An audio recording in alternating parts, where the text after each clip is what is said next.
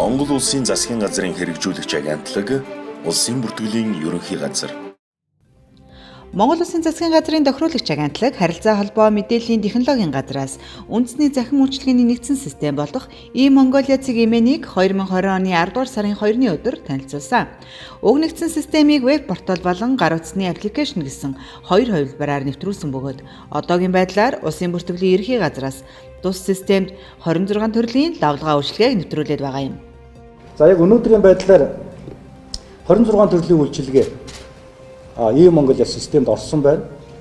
За үйлчилгээний дотор хамгийн эрэлт хэрэгцээтэй байдаг иргэний үнэлэх, дахин захиалах, за саяхнаас гадаад паспортыг үйлчилгээ гэсэн. Өөрөөр хэлбэл гадаад паспортыг иргэн анх удаа биш дахин захиалж явах үед энэ цахимаар энэ системээр ороод захиалах бололцоогоор бид хангаж байгаамаа.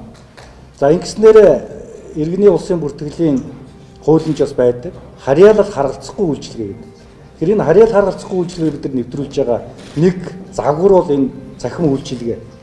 Үүнтэй холбогдуулан e-Mongolia системийг ашиглан анх удаага гадаад паспортаа захиалан авч анхны хэрэглэгч нь болсон иргэнтэй уулзаж захимаар гадаад паспортаа хэрхэн захиалсан болон захимаар захиалахад хүндрэл бэрхшээл тулгарсан хэсэг талаар тодрууллаа. Сайн байна уу? e-Mongolia платформоор улаан хоёулаа гадаад паспорт захиалсан юм аа. Тэгээд тэрийг авах гэж ирлээ.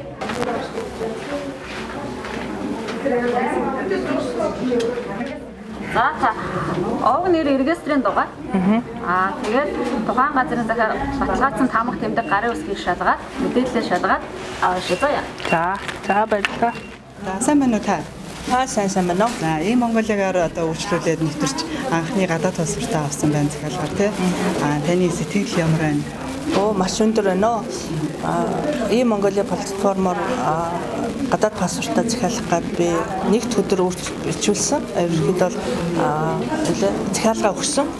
Ер нь хурдан шуурхай гаргад юм байна. Холбоотой журмын дагуу 5 хоногт миний гадаад паспорт гарчлаа. Маш их баяртай байна. Би анхны үйлчлүүлэгч болсондоо маш их баяртай байна. Ер нь нэг цаг хэмнэсэх сайхан платформ байна.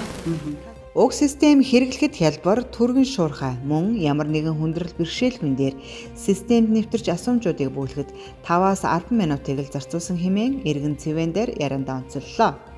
Түүнчлэн иргэдийг ч мөн адил ажил цагаа хэмнэн захин үйлчлэгийг сонгохыг уриалсан юм.